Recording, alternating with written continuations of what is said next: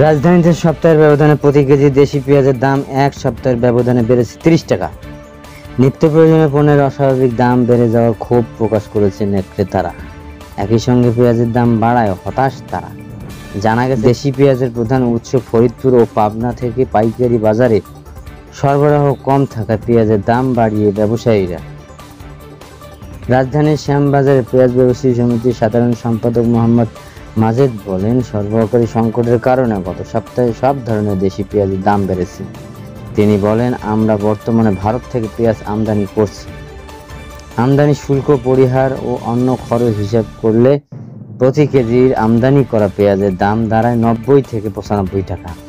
ফলে আমদানি করা পেঁয়াজের দামও এখন বেশি।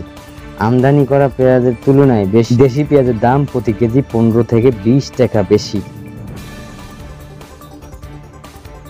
প্রায় 6 মাস বন্ধ থাকার পর গত 4 মে ভারত সরকার পেঁয়াজ রপ্তানির উপর থেকে নিষেধাজ্ঞা তুলে নেওয়ার পর 14 মে ভারত থেকে পেঁয়াজ আমদানি শুরু হয়।